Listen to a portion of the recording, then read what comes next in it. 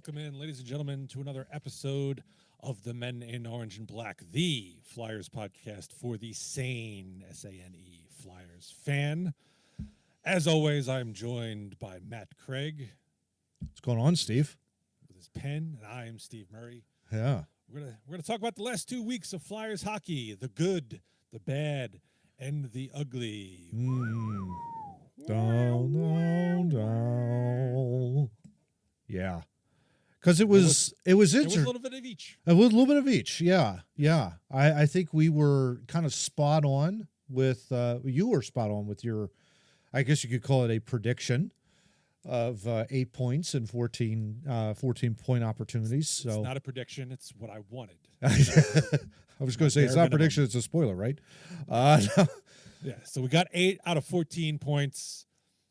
Not exactly in the way I thought it was going to play out, but it came true anyway. Right? I mean, so we're going to get into the individual games, but we're going to start with, at a glance, where are we at right this minute? let's do it. Yeah, so as you can see, overall record 9-6-3. Not too shabby, 21 points, which puts them right about everybody else in the Eastern Conference except for Buffalo, essentially, at this point. Yep. It's about 2 points separate the top wild card from second to last place. Yeah.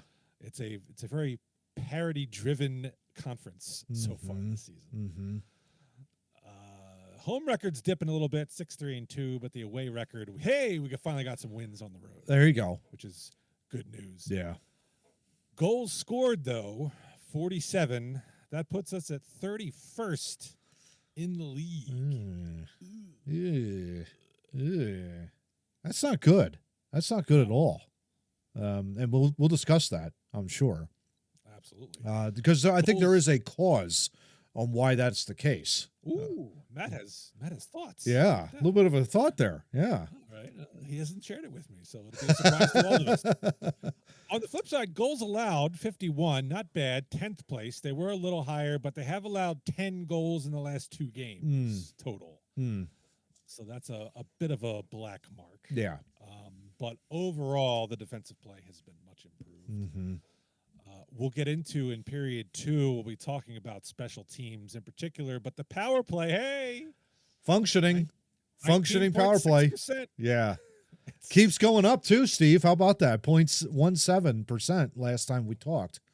So Yeah, it's like I think I heard Jim Jackson say they had been operating at 28% in the last few games, which is pretty good. yeah, it's pretty good. Yeah. Pretty good. Yeah. Penalty kill, despite what you see, a dip of 2.5% from last episode. That's what those numbers in parentheses mean. Since the last episode, we have dropped 2.5% in penalty kill. However, at 87.5, they are still one of the top penalty kills in the league. They came into last night's Dallas game second in the league on the penalty kill, but a 1 for 2 might have brought that down a little bit. Yeah. We're going to get into that all. Just before we get into the individual games, your overall impressions of the team from the last 2 weeks, Mr. Craig? Yeah, I would say it's good, but I wonder where the spark is. And, a lot of this has been over the last 2 weeks. The common theme in the first period is, when are we going to get started? Like, who's going to, kickstart this team to doing something, getting out to an early 1-0 lead or a 2-0 lead? Or just getting shots. Or, yeah, right? I mean, and that's reflected. That's what I was referring to earlier. The lack of goal scoring is because we have a lack of shooting. And I don't know why that's the case. Most of the shots that I've seen in the highlights and in the games I've watched, they're all coming from the outside perimeter. They're not going to the hard areas, which Talk wants them to do. You have to pay a price to get in there. And for whatever reason, I don't know where that spark is going to come from on this team right now. That's not being overly harsh or critical, because they have done very well. That was our best guess an episode ago. We were hoping 7 or 8 points. Well, and that's exactly what they got. They got 8 points out of a somewhat difficult schedule. There were some winnable games in there. Took advantage of that. We knew the Dallas game was going to be very difficult. Obviously, that was the result of that, which we'll get through. But, there were some games that, quite honestly, if you were ready for it, Calgary in particular, I would even posit the Edmonton game. Possibly. You could have had a couple of extra points there. And, I just want to see more of a spark from the offense, Steve. I don't know. What are your overall thoughts the last 2 weeks? You get more than 50% of the points out of any given time frame. That's good. Yeah. That's positive. Mm-hmm. You get 82 games. It's 164 points. If you get more than half, you're looking at 90 points. You're in the playoff hunt, right? Yeah. So, but you're right. On the macro level, point wise, things are looking good. But there's still there's unevenness. Yeah. And some uneasiness creeping in just on some of the patterns of what we're seeing. So we're going to start with the Calgary Flames game, and when we're talking about the good, the bad, and the ugly, this was the ugly. This was so ugly. This was one of those games that if you went to, you want a refund on your ticket right now. And Rick Tocchet said as much at least 2 or 3 times in his post-game press conference. It's like, I apologize to the fans. Yeah. For the piece of garbage that was out on the ice this evening. Yeah. When we were filming the last episode, that game was going on screen. I was watching it out of the corner of my eye, and I could have just as easily had a blank TV screen like I do now. And been more entertained. Yeah, been more entertained with that, right? Yeah, exactly. Calgary came in one of the, if not the bottom feeder in the league. Mm-hmm. Their coach, by the way, at some point decided to help the team, he was going to consult ChatGPT.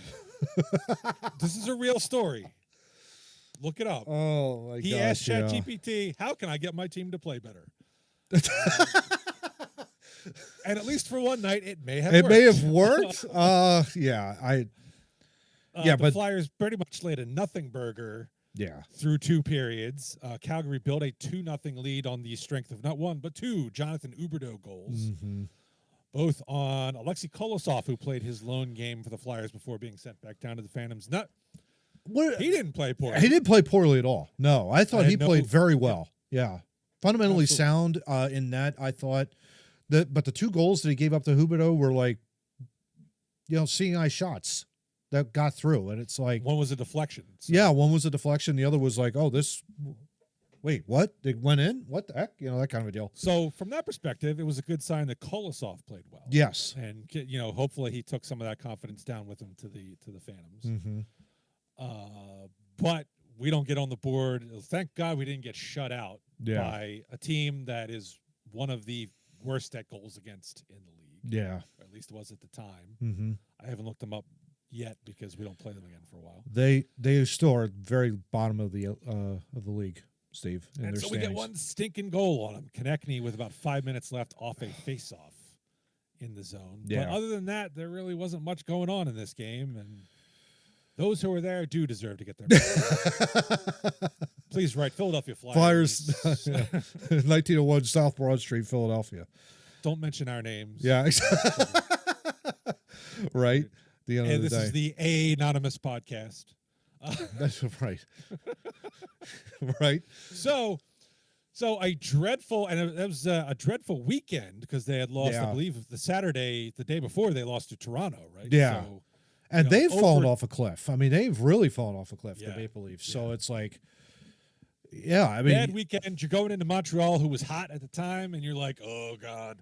Oh, God, oh, God, oh, God. So, of course, we storm out in the first period to a 3-0 lead. It's like, what's going on there?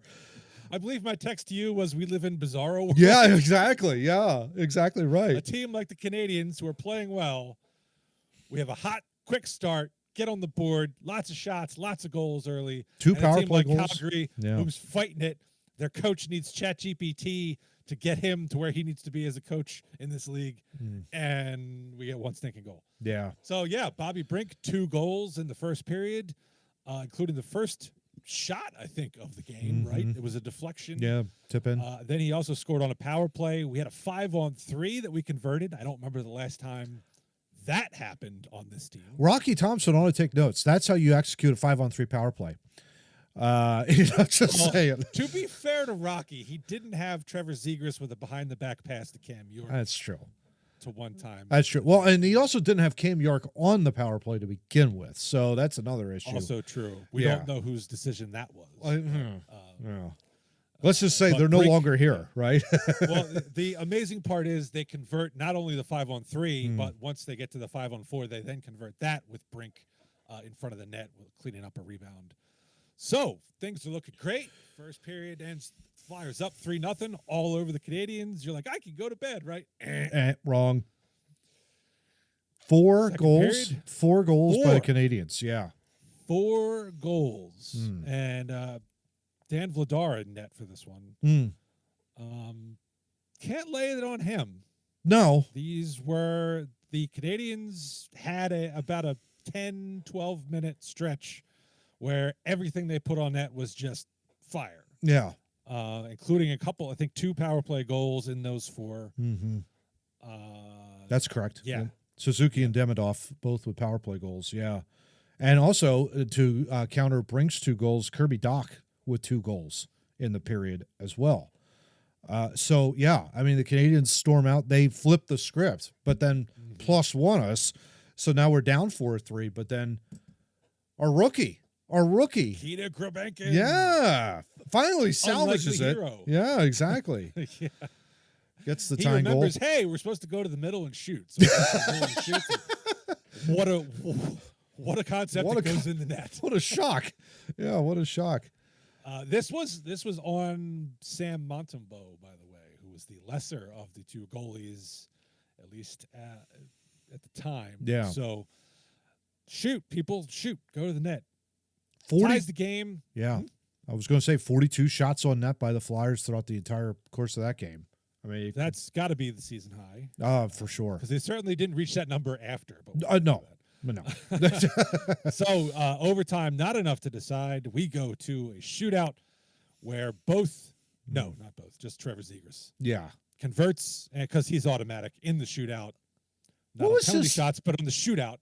His stats are insane with the shootout percentage. I think he's over 60%. If I have to look it up. 16 for 24, I believe, at the end of this stretch is where he is at. Wow.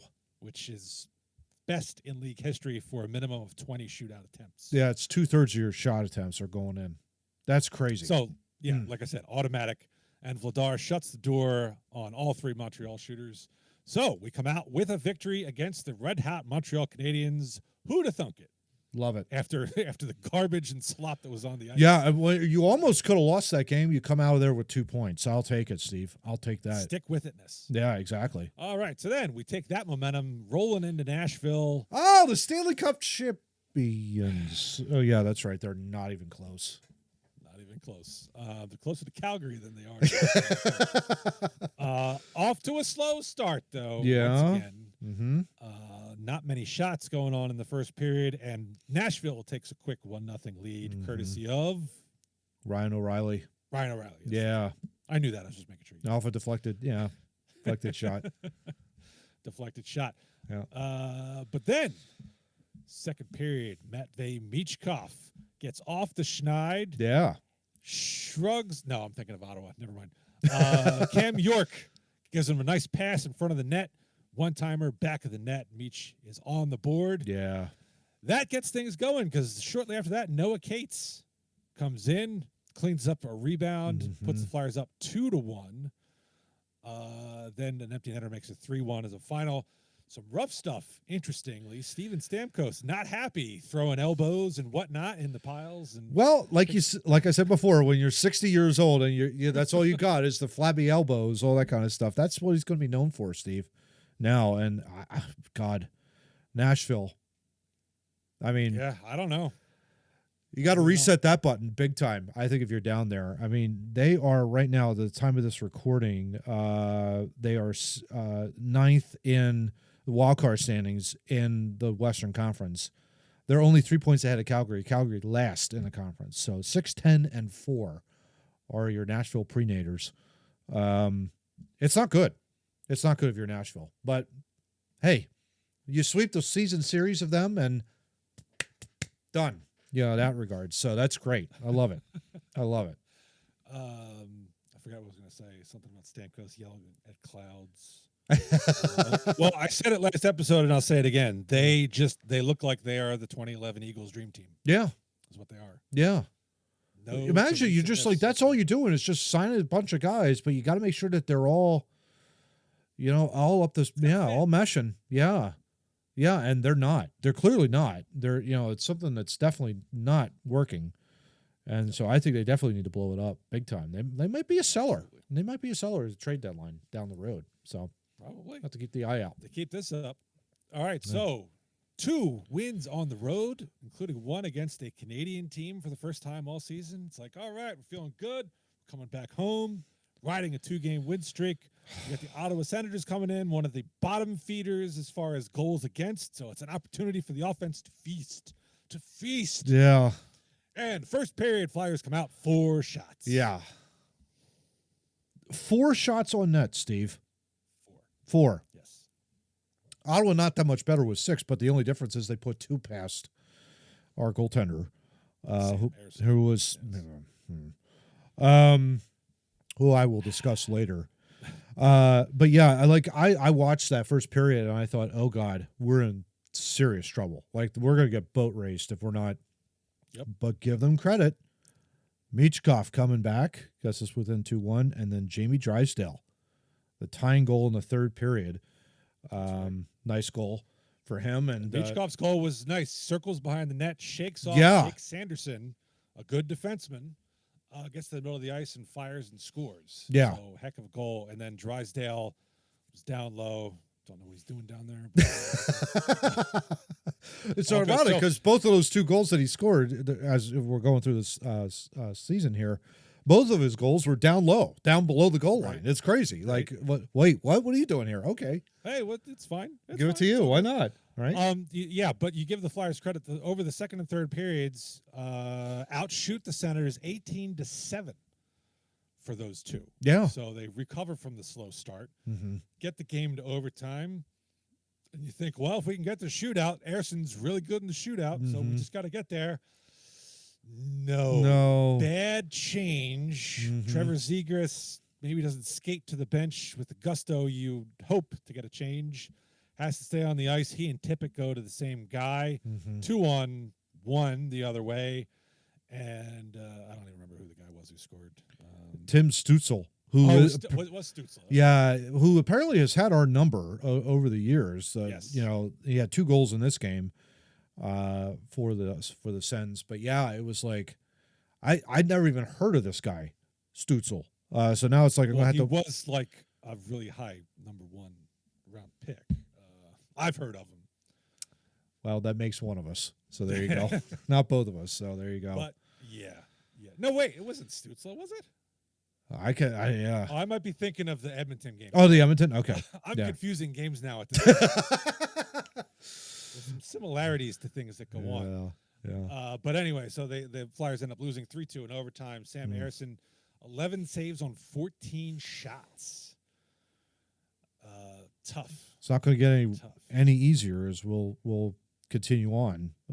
So 3 days off. And the Edmonton Oilers come into the barn.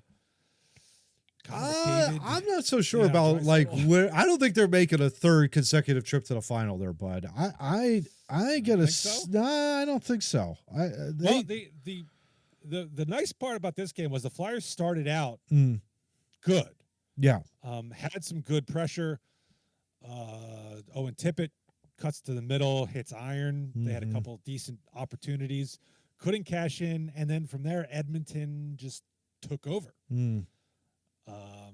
which was a little frustrating. 13 shots to 5 in the first period. Again, another slow start. Yep.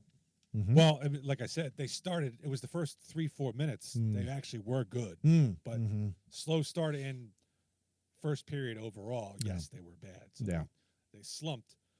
Edmonton takes a 1-goal lead, but they were keeping Connor McDavid and Leon Draisaitl fairly quiet.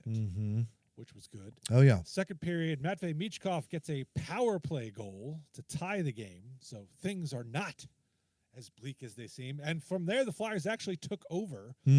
I thought they actually dominated the Oilers in the second and third period. Yeah. There's nothing to show for it on the scoreboard. Yeah. And like I said, good defensively. Connor McDavid was fairly quiet, maybe only one or two decent opportunities. Leon Draisaitl barely heard the dude's name. Yeah. So Yeah. that's absolutely good. Bad Tippett, though, because the Flyers, end of the third period, 20-some seconds left. Offside. Travis Konechny tips it.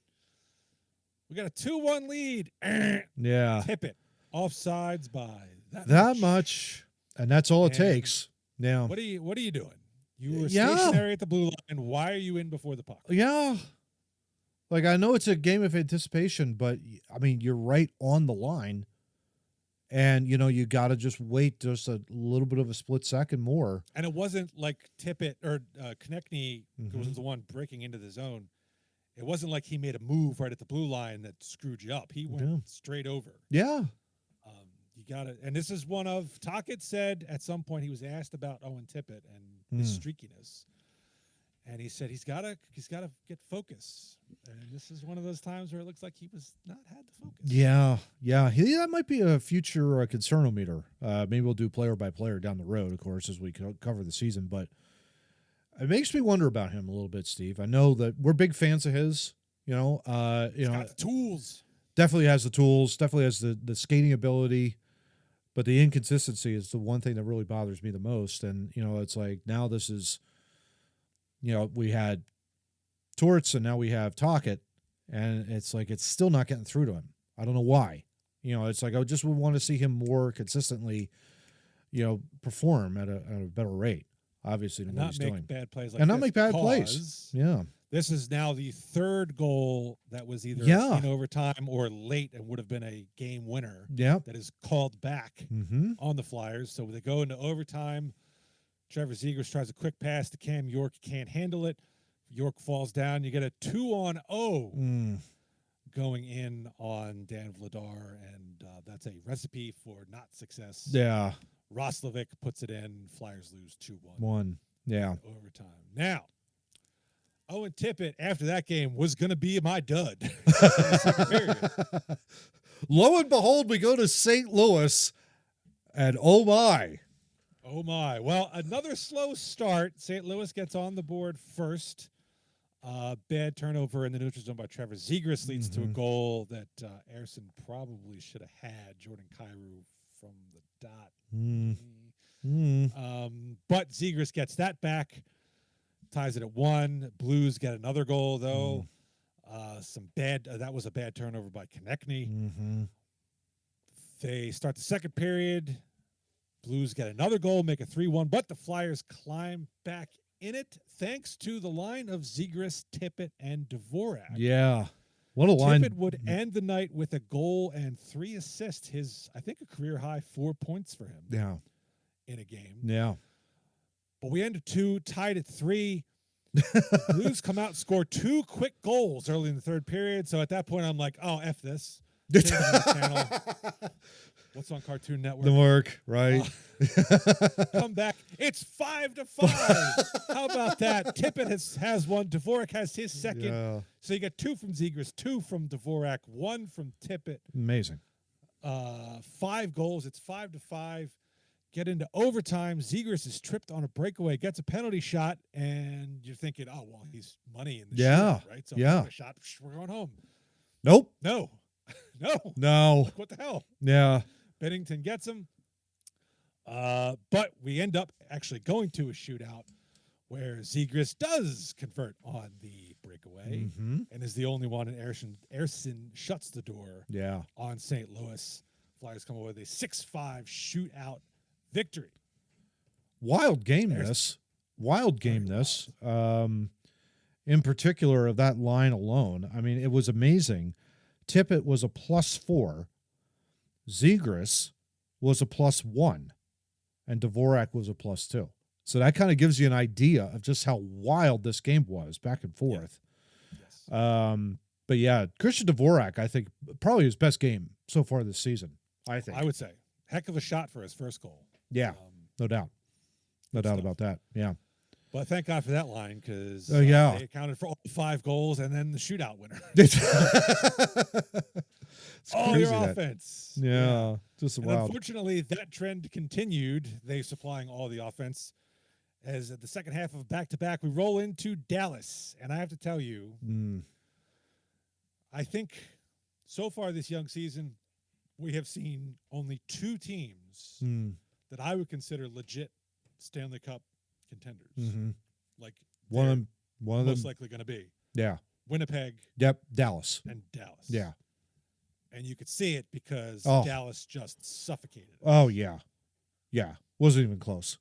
Like, and we both kind of figured that heading in. I was like, you're going, you're in St. Louis, but you're tripping, you take the trip all the way down to Dallas, right? And it's like you're facing them, and they're off for a couple of days.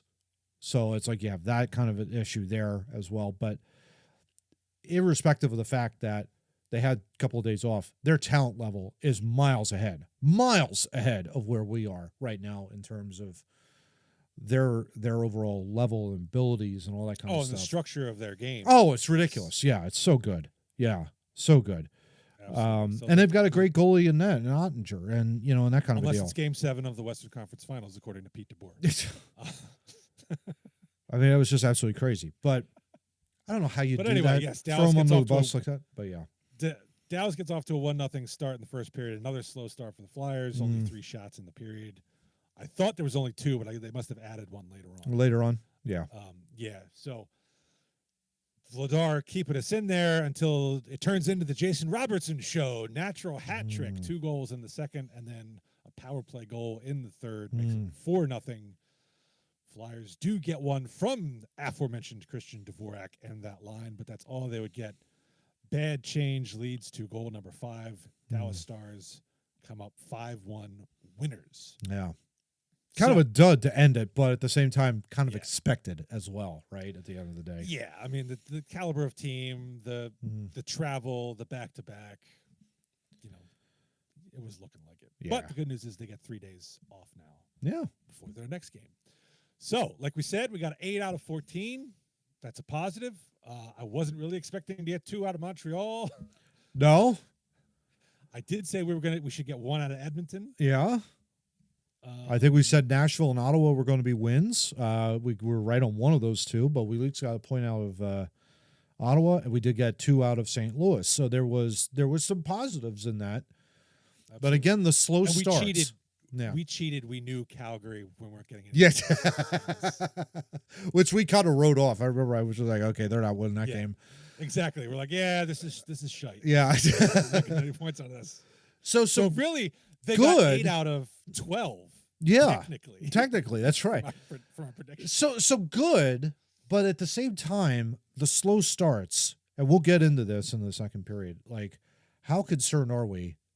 Spoiler alert, how concerned are we heading into this? We'll see as we talk about it going into this period number 2. But it is a concern. I want to see the spark on this team, Steve. I think that's the takeaway for me. It's like I just want to see a faster, quicker start. It's like, are they up for it? I don't know right now, and I hope they are. Some more smelling salts on that bench. Let's go. Ammonia. Get a dummy energy drink, for God's sake. Let's go. I know a word from our sponsor. We're taking a break here, and we're excited to announce that we have partnered with Dubby Energy Drinks. They make delicious energy drinks that are jitter and crash-free, no sugar. All of this allows you to have faster reaction time with laser-sharp focus.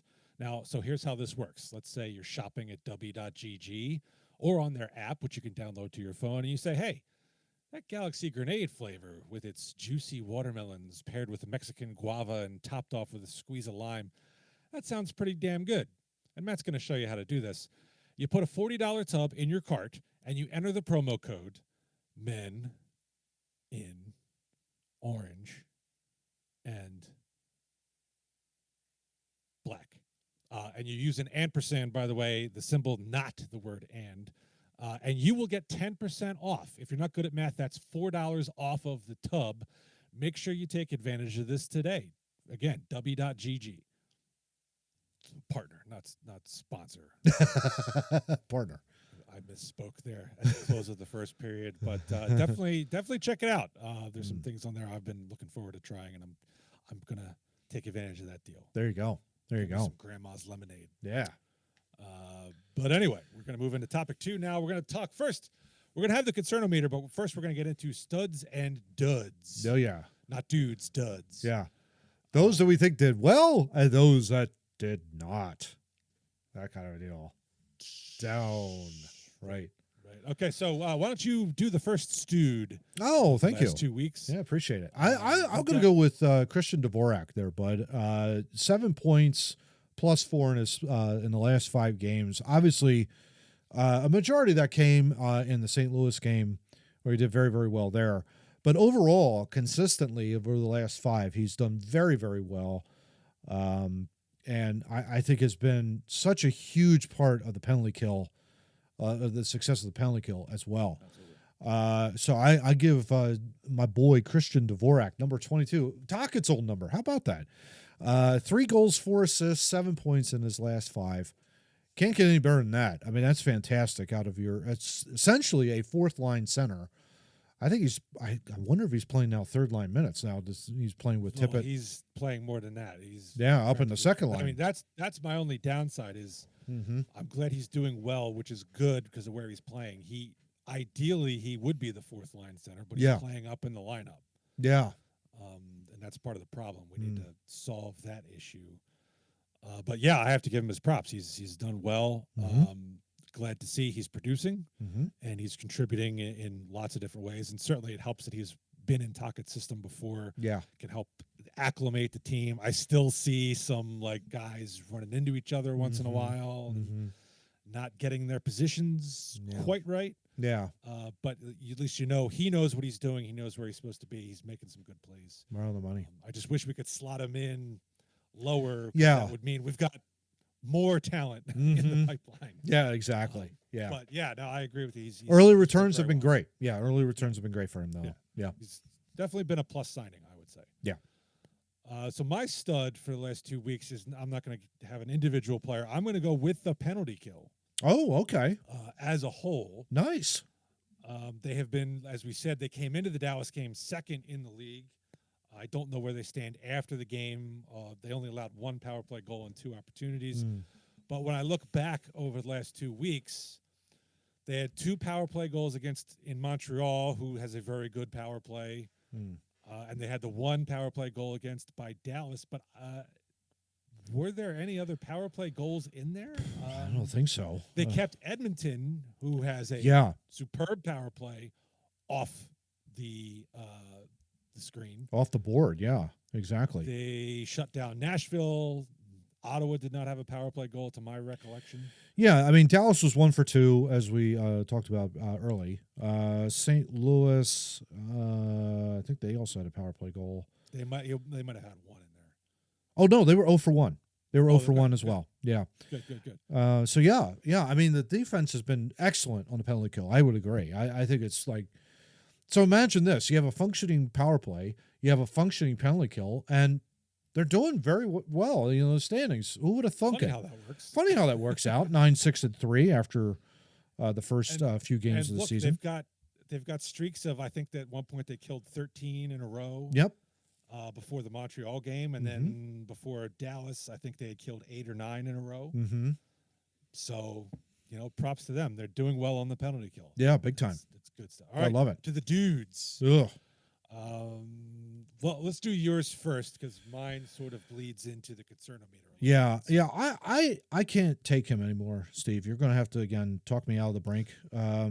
Despite a 3-1 record, 6 starts, Sam Ersson is my dud, and Sam Ersson continues to struggle with save percentages. Last 5 games. Now, granted, okay, we're going to just go right through here. I'm looking at right at NHL.com. Winnipeg game. 4 goals allowed and 14 4 goals allowed, 14 saves. Islanders, 3 goals allowed, 26 saves.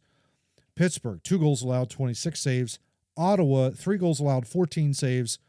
St. Louis, which was inexcusable to me, 5 goals allowed, 17 saves. Save percentage of .706 against one of the worst teams in the Western Conference in the St. Louis Blues. That is inexcusable. That is inexcusable for me. I think I'm done with him. I think I'm officially done with Sam Ersson as goaltender. I don't know what's going on, because I like the guy.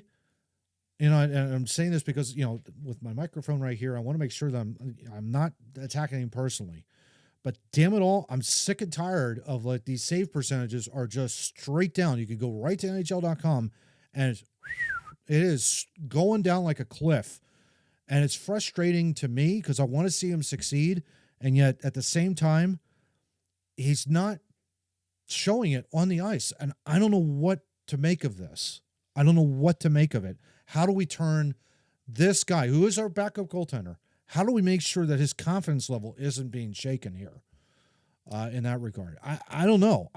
I'm at a loss with him right now. I really am. I agree with you. The numbers don't look good. Yeah. On paper, they don't look at all. On paper, they don't look good. I think he's been better than the numbers show in the games. The Pittsburgh game in particular, I thought he played outstanding. Yeah. Mm-hmm. The Ottawa game, yeah, it was 3 goals on 14 shots. The overtime goal is not on him at all. No. It's 2-on-0. Yeah. Or 2-on-1 in the 3-on-3. Mm. And I don't remember the 2 regulation goals by Ottawa being overly egregious. Yeah. And even in St. Louis, like the first one from Kyrou, yeah, I would have liked to seen a save there, but I didn't think he was really to me, the St. Louis game was more about the sloppiness in front of him and the bad turnovers. So it was more structure then. It's to me, it was more structure, but at a certain point, it's the same team playing in front of Vladar, right? Yeah. So like, Erson's. I think the problem with Erson is he's not making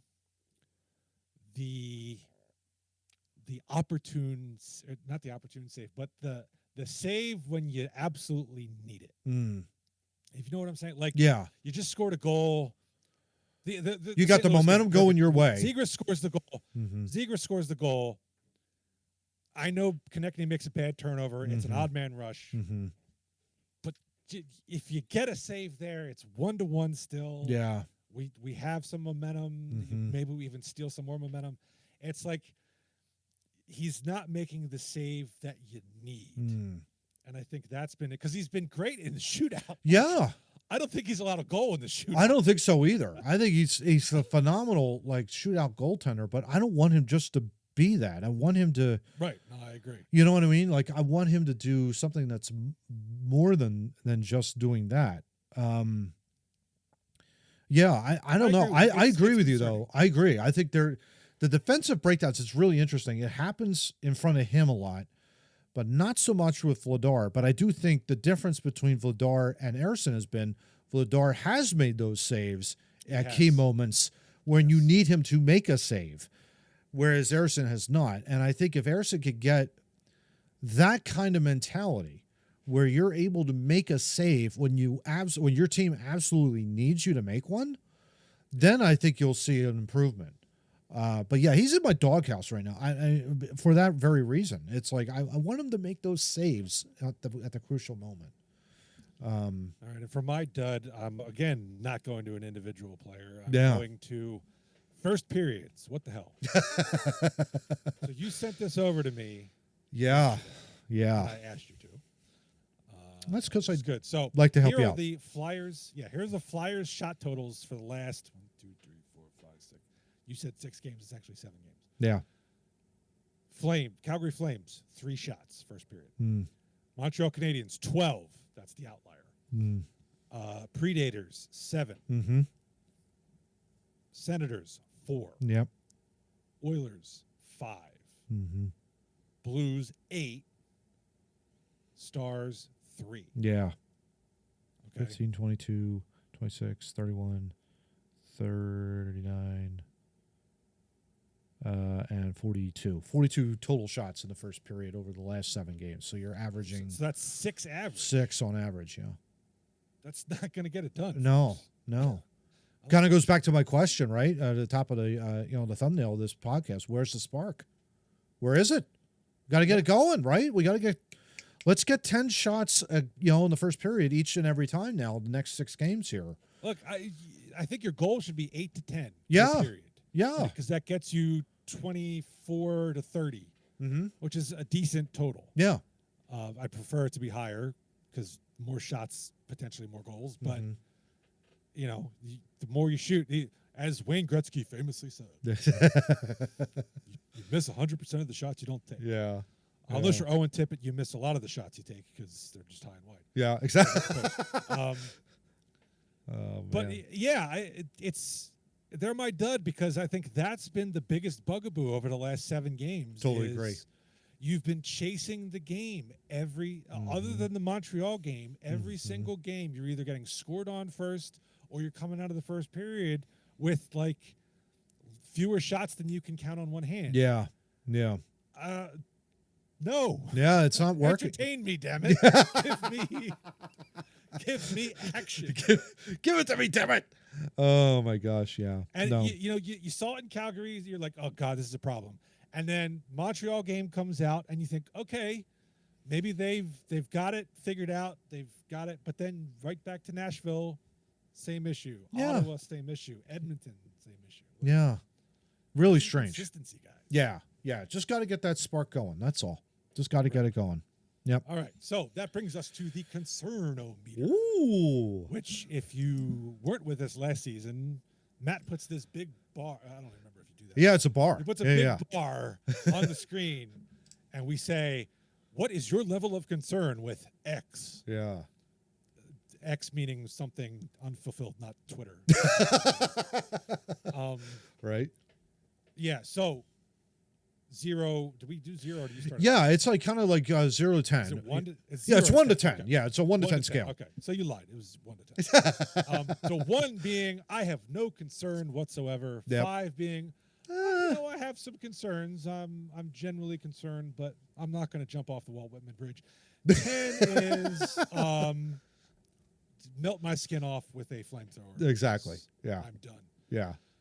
All right, so we'll start with the slow starts.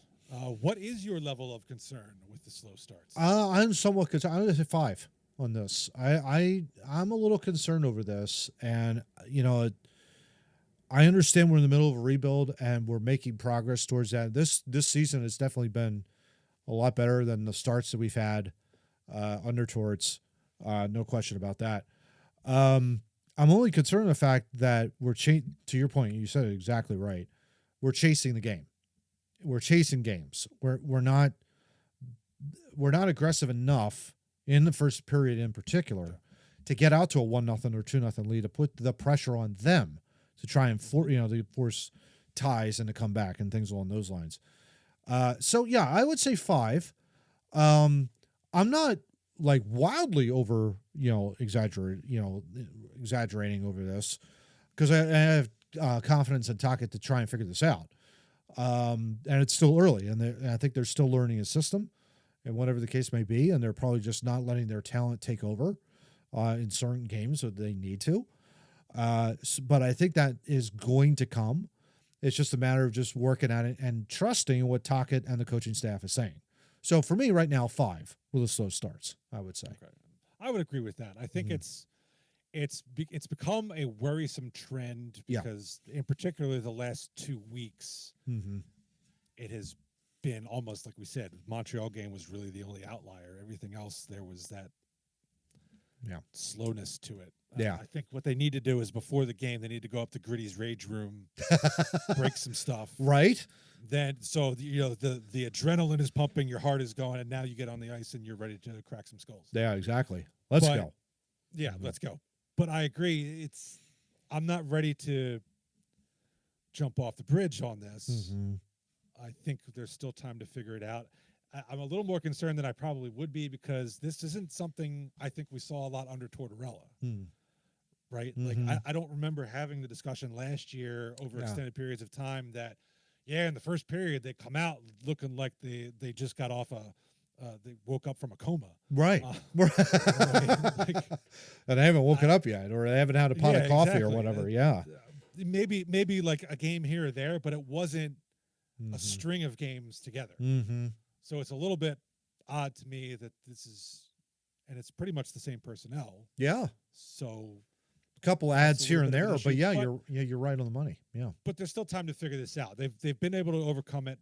I hate it when they have those, they've got 7 comeback victories. this season. They're among league leaders. I'm like, yeah, but that also means you're getting down. Yeah. At a certain point. Yeah, yeah. I would like to be playing from in front more because that's less tiring, right? Yeah.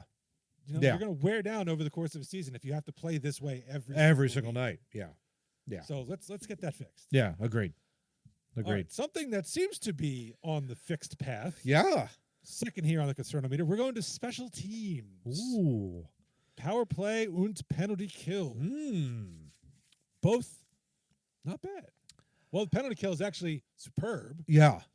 I don't know where they're falling again, but again, they were second coming into the Dallas game. Yep. Penalty kill is middle of the pack. Yep. I'm sorry, power play is middle of the pack, but it beats being dead last at like 3.2%. Yeah, exactly. So what is your level of concern? Can they keep this up, or are you happy? That's a very good question. So right now, I would say concern is 1. I am not the least concerned.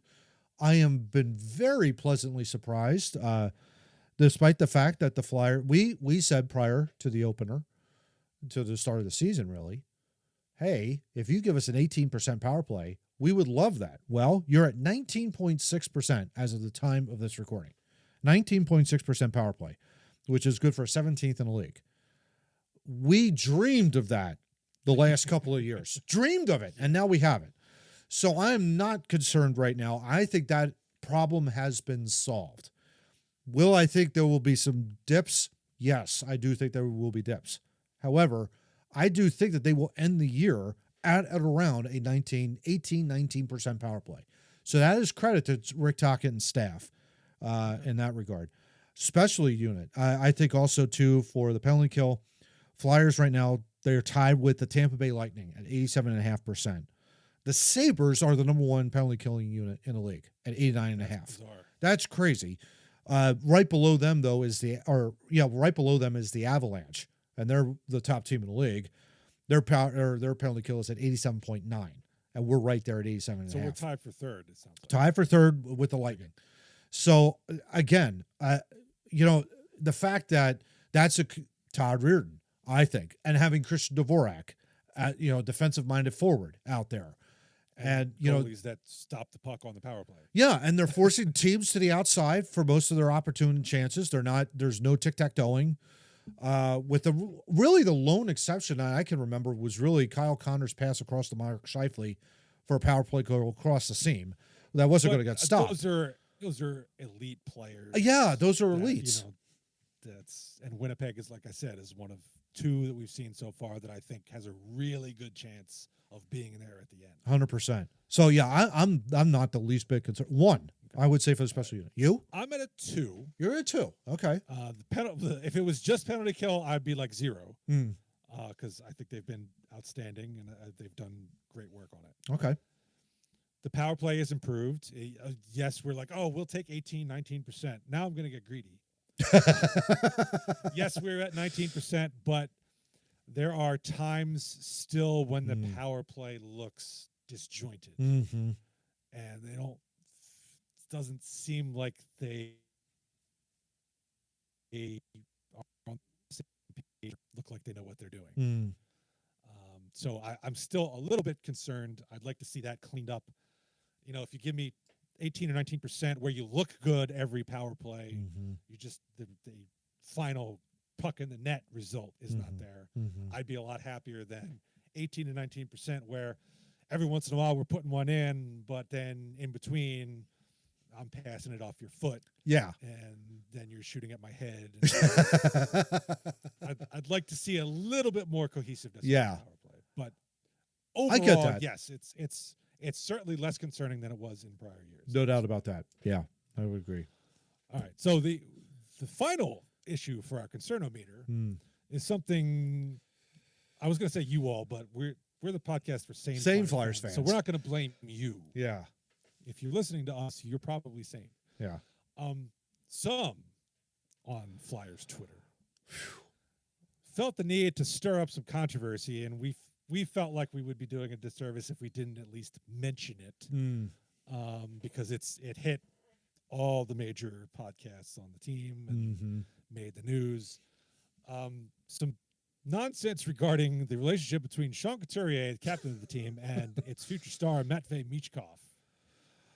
Oh, which boy. all started in the Ottawa? Yeah, the Ottawa game. Mm-hmm. Where Michkov scores a goal, and apparently the team on the ice didn't celebrate it enough for the liking of some fans on Twitter. Yeah. In overtime, we did not mention Michkov is carrying the puck up ice. Couturier beats him into the zone. Shows a little frustration, bangs his stick, shakes his head on the bench. Some interpreted that as Couturier being angry at Michkov because now we're body language experts. We know exactly what he was thinking, who he was looking at from that camera angle. Yeah, right. And then a question is asked of Couturier about, Michkov said that goal in Nashville, got him off the schneid. And got a load off his shoulders. Yeah. How do you help him when he's frustrated that he's not scoring? Mm-hmm. And Couturier gave what I felt was a very reasonable answer, which was, well, we let him know that, when you're not scoring, there's other things you can be doing to help the team. So you're not going to score every game. You got to figure out the ways to contribute. Yep. That's a way to not be frustrated. Mm-hmm. Also compliment him. He's got great skill, great talent. He's just, there's parts of his game that need some work, and that can help with the frustration level as well. But, overall. And some people on Twitter just went apeshit and said, oh, Michkov's going to want to trade out of here. Couturier is the worst captain ever. He's throwing his teammates under the bus. Blah, blah, blah. Oh, yeah. Where is your concern-o-meter with this, Matt? 0. Maybe you 1. Said it was 1 to 10. Or, you said it was 1 to 10. Well, if there was a level 0, I'm going to put it on there. I was 0. There, that's 0. where I'm at too. Yeah. I very fortunately, I do not have Twitter/X. And I'm very thankful for that because there apparently is a lot of people that love the gaslight and love to stir the pot, shall we say. This was nothing. I remember one of the podcasts you forwarded me, or it's told me to watch. For your research. For the research was Anthony Sanfilippo. Say what you want about him. That's fine. He's beat writer. Totally get it. I'm not here to defend him. But I felt like that episode was a ginormous waste of time for him to be able to try and respond to all of this. We have to understand something. Michkov is 20 years old. He is not Eric Lindros at 20. He is Matvei Michkov at 20 years old. He's still learning the English language. He's still trying to figure out how to actually play in this National Hockey League. Now, he's doing a hell of a job. I will say that. I think there are parts to his game that are absolutely electrifying. But there are other parts to his game that he knows he needs to work on. Defensively, helping out, supporting his teammates, not always looking for the breakout pass. He is, I think, an experiment that you're just working on. You're just seeing what can you do with this kid to make sure that he's in the right spot so that you can turn him into a Nikita Kucherov. That's what we want out of him down the road. It took Kucherov a while to get going. And I looked at his stats career-wise. Yeah. Like I think his point total, his first full year in the league was actually lower than Michkov's rookie year. Yeah. So, yeah. Do with that what you will. Do with that as what you will, exactly. And so, with that being said, the idea that Couturier is somehow jealous of Michkov or that Michkov doesn't like Couturier's leadership style, no. Like, that was so full of BS. Jordan Hall had a really good article on NBC Sports Philly, and you had talking with Michkov and Couturier on a whiteboard at Voorhees on the ice, and I can only imagine that that's been happening every single day, trying to get him up to speed. Sure. In that regard. So yeah, there are going to be frustrations throughout the year, but you don't have to blow it all out of proportion. Just calm down, breathe. If you're insane out there, which some Flyers fans are known to be insane, and they look for that, oh my God, what's going on behind the scenes? I got to know. No, you don't. You don't have to know everything. You just have to let them trust the process and the whole thing. Let it play out. This kid is 20, and he's not an Eric Lindros 20. He's not. He's not Eric Lindros. Lindros was a total player, generational talent. Do I think Michkov could be? English. Yeah. He spoke English. Yeah. Do I think that Michkov could be? Yes, I do think that. But it's going to take time. This is not going to be something where it's going to be lickety-split. He's going to pick it up, and he knows how to play. That kind of a deal. The funniest thing about this whole thing to me is these people out there who assume like Michkov is going to take criticism, and he's like, "Oh, I'm taking my ball and going home." Yeah. Like, where's he going? Right? The same people were like, "Oh, he hates Tortorella," and then it turns out when Tortorella gets fired, he's like, "Yeah, I liked Tortorella. I texted him. I was like, he did great things for my game." Like, yeah. I think he likes hard coaching. I think he likes being challenged. I don't think what Couturier said A was wrong in the least, or B that if he heard it and understood it, that he would take offense to it. Yeah. You know what you do? Have you ever seen a Russian coach? Yeah. Do you know the shit that goes on over in Russia? Yeah, right? I guarantee whatever Torts did last year, whatever Couturier said, that's participation trophies compared to what's going on over in Russia. Yeah, no question. No doubt about that. The stuff that goes on over there is absolutely ridiculous. Yeah. I think Michkov's got thicker skin than a lot of people out in Flyers land give him credit for. I totally agree.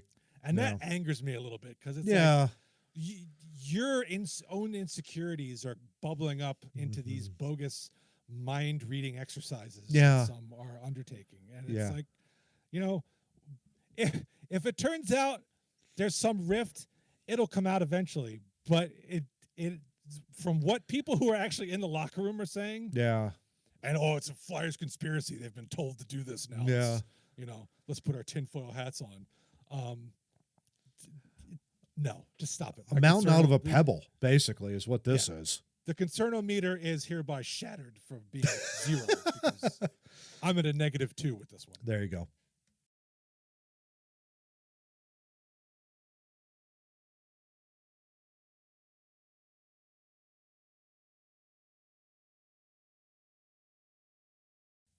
I thought this was the podcast for the sane Flyers fan. What are you doing with a tinfoil hat on, dude?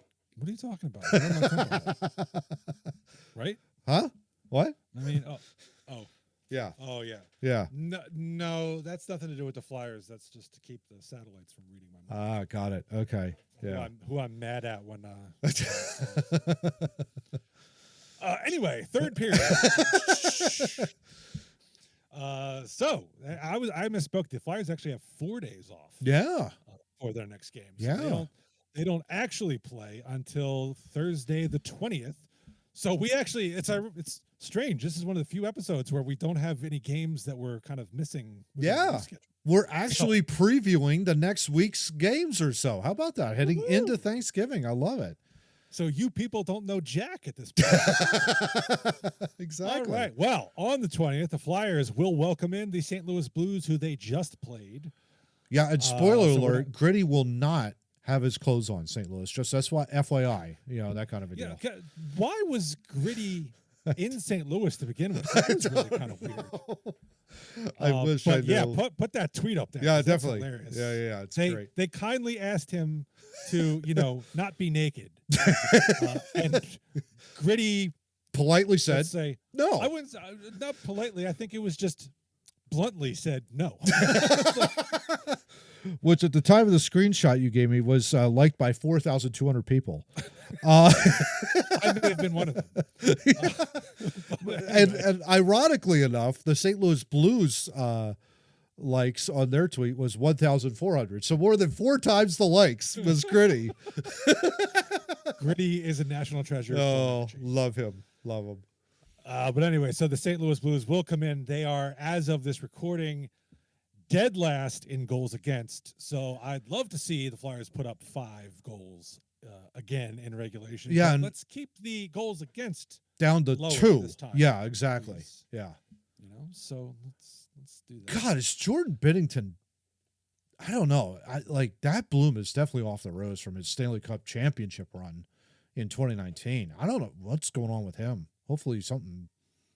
I don't know. I don't know what's going on. Yeah, there. I mean the question being asked on the broadcast was like, well, is he going to make Team Canada with these numbers for the Olympics? And they said, well, they probably have to include him because he won them the 4 Nations last year. Yeah, that's true. So just by that alone, he's probably going to make the team. But Yeah. if he doesn't improve quick, I don't know if he's going to start. Yeah. Not that Canada has much in the goaltending pipeline anyway. But he might be there. He might be a starter. Yeah, for the Olympics if you're thinking about it. So yeah. Yeah, I don't know who else. Don't know. Yet. Yeah. Then the Flyers welcome in the Metro. I almost called them Eastern. I think they are Eastern Conference leaders, actually. Anyway, Yeah. the New Jersey Devils. Yeah. 13-4-1 as of this recording. However, somebody got Flyers hurt. Maybe. Yeah. And this is a little bizarre. Jack Hughes will miss the next 8 weeks. Oh wow! After he had surgery on his hand from a non-hockey injury. Something involved a team dinner, right? I think that's what I've heard. My immediate thought was like the scene in Aliens where Bishop is doing the thing with the knife, and he's in between his fingers. Right? Like, was that what he was doing? If that's the case, I mean, I don't want to speculate, but I mean, God, what are you doing? If that was true, that you would do something like that, no.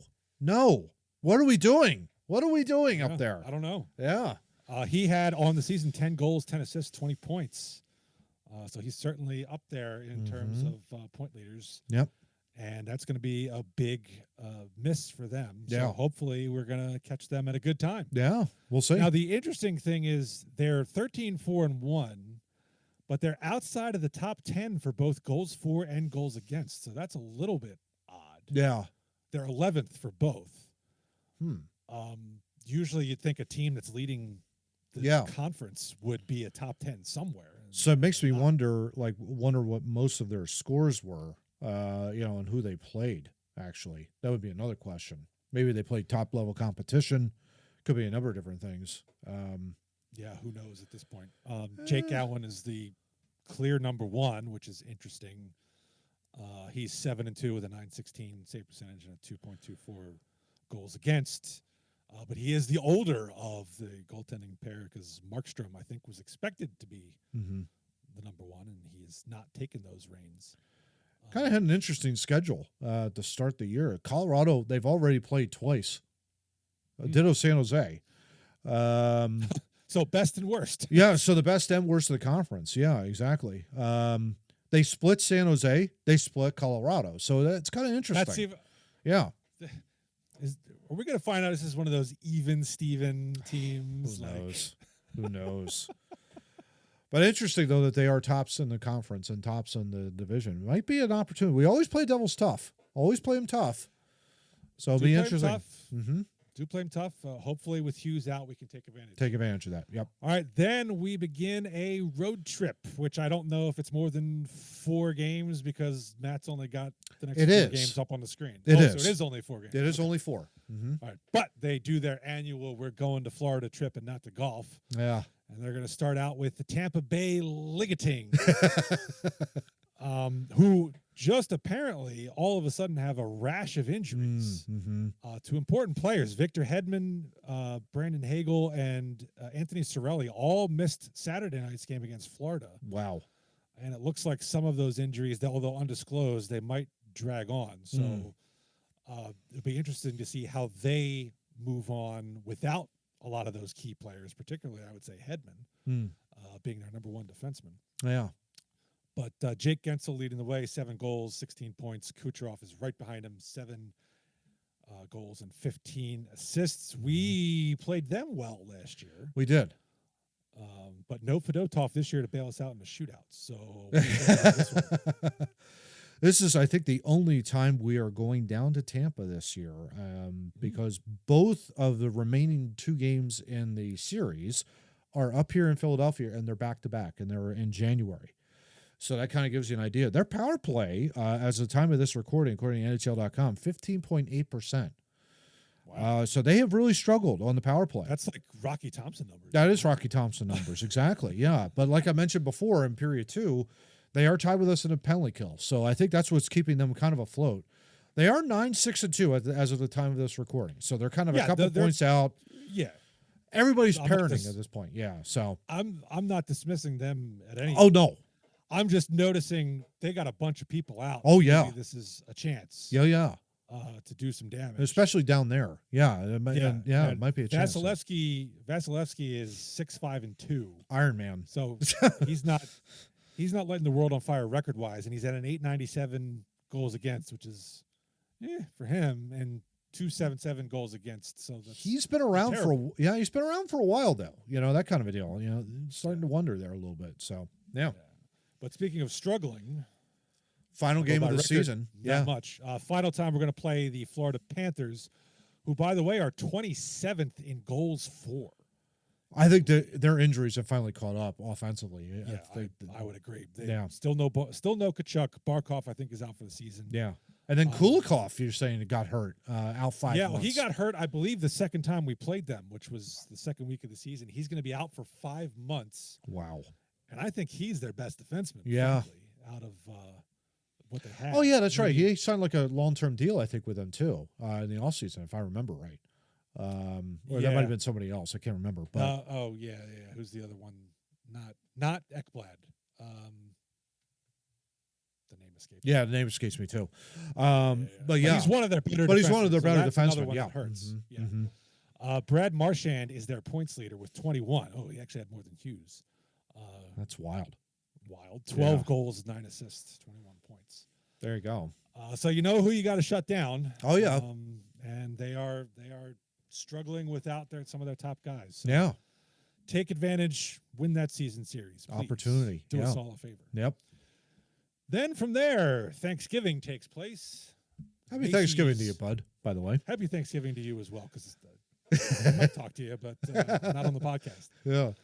So happy Thanksgiving. Watch the Macy's parade, because that's the Philadelphia. No, Macy's is New York. Ours is the parade. Watch the Philadelphia. Yeah, the parade. Philadelphia one's much better. Yeah. Absolutely. And then switch to NBC to watch the dog show. You might see me in the top row. There you go. There you go. 2 of the groups. Nice. Yeah, we were petting doggies all day yesterday. Oh, love it. So the annual Black Friday game does not take place in Philadelphia. Instead, the Flyers will go to the island to take on the Islanders, who are currently 10-6-2. So they're not bad. Yeah. 9th in goals for. They are currently on a 4-game win streak, which includes victories over the Vegas Golden Knights and the New Jersey Devils. So they are. Give them props for that, in that regard. Yeah. Mm-hmm. They are riding well. Yeah. Bo Horvat, though, is their leading scorer. How about that plus minus he has? Plus 11. That's plus crazy. 11, but he's got more points than Marchand. He's got more points than Jack Hughes. It's like, huh? What? 12 of them goals. Yeah, Bo Horvat. Yeah. Go figure. I don't know. I don't know what to make of them. It's kind of like, a team you should beat, I think. But yet they're having a decent year. It's not like they're going away.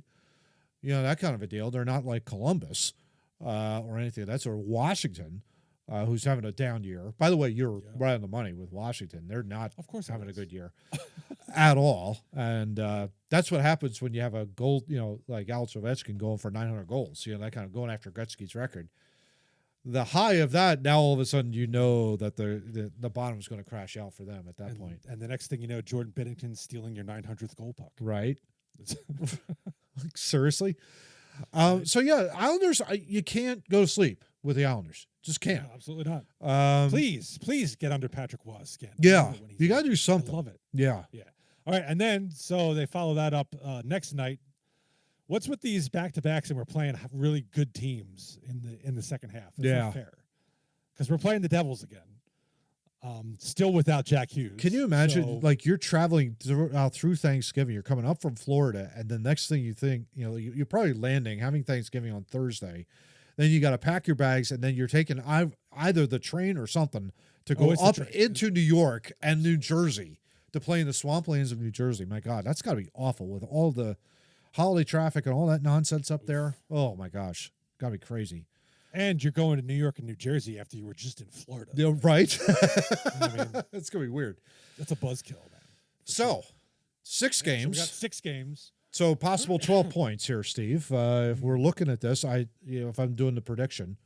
Well, we want to get 7 at least, right? Because that's I would think so. So, if you're finding 7, St. Louis has to be a definite 2. You got to get 2. The Devils. I think you got to get 2 out of Florida. I think you got to get 2 out of Florida. I think you could get 2 out of Tampa. If with all the injuries that they've had, I would say a little optimistic there. There's a possibility you could get 2 out of the Islanders, but you got to be ready for them. That kind of a deal. We've shown that's a struggle. Yeah, as we've covered extensively. So I would say St. Louis. Yeah, I'm going to say St. Louis, Tampa, and Florida are going to be W's. For some, hook or by crook. I they're not going to be like regulation wins, but I could see a Tampa overtime or a Tampa shootout or a Florida overtime or Florida shootout to get us the extra points. Blowouts is what you're saying. I don't think the Devils sweep us because I think Jack Hughes' injury is huge for them. That's a gaping hole in their lineup, and I think we've shown in the past that without him in the lineup, we played the Devils pretty good. Okay. So I think you could get 1 point out of there, either one of the two. I do think there's a loss in there somewhere. I just don't know if it's home or road. And the Islanders, I don't know. I don't know. That could be one. It's a Friday matinee. You're up there in the Long Island. It has an element of if you're not ready for them, they're going to win 5-3 or 5-2. That's a weird time. 4:00. 4:00, right? That's a weird time for yeah, and that's coming all Thanksgiving. So it's I don't know. That's weird. Yeah. All right. So I'll agree. St. Louis and Florida should be 4 points. Okay. I do agree. I think they can get one of the Jersey games. So now we just got to find one more point. And do you think that's Tampa? Maybe they can get at Tampa. Let's say they get it at Tampa. If you get an overtime loss or a shootout loss or something like that. Yeah. And please also Flyers, I would love for some of these wins to not be shootout wins because they do count. They're weighted less. Yeah. Than regulation and overtime wins. Yeah, Flyers as of right now, as of the time of this recording, only have 4 regulation wins in the entire year. So that means they have one overtime victory. Overtime and shootout. Yeah. They have one overtime victory, and they're 4-0 in the shootout. When's the last time that happened? We got to get those regulation wins up because a majority of them around them, Columbus has 6, Rangers have 7, Islanders have 7, Washington has 7, Pittsburgh has 10. All their wins are regulation wins, 10. Carolina and Jersey have 8. So, they're distancing themselves in terms of regulation win. And that, like you said, is the top tiebreaker, for points, point differential, all that kind of stuff. So maybe we'll do a standings check after this slate of games and, early part of November, see where they stand, or early part of December, Absolutely. I should say, see where everything stands. But yeah, we'll see. We'll see. I think there's opportunity there. I really do. I think there's opportunity for points to be had, but you got to kind of pull it together as well. Show up in the first period. Show up in the first period. Yeah. And more importantly, on the shootout stuff, I'd like to go to bed. So just win in regulation. So please. Sleep right away. Yeah, please. That'd be great. Overtime and then the shootout, that's another 20 minutes. Come on. I'm getting old. Yeah, exactly. Stop it. So, all right. So let's hope minimums. We say minimum of 7. Yeah. Okay. Let's get 7 out of 12 is pretty good. Yeah, that's more than half. So I think you could get that. I think you get 7 out of 12. I think it's gettable. Yeah. Gettable. Yeah. All right. Well, since we will not see you people until after Thanksgiving, we wish all of you a happy Thanksgiving and a happy Black Friday. Don't spend it all in one place. Yeah, right. We'll be back in 2 weeks to talk about the latest slate of Flyers games.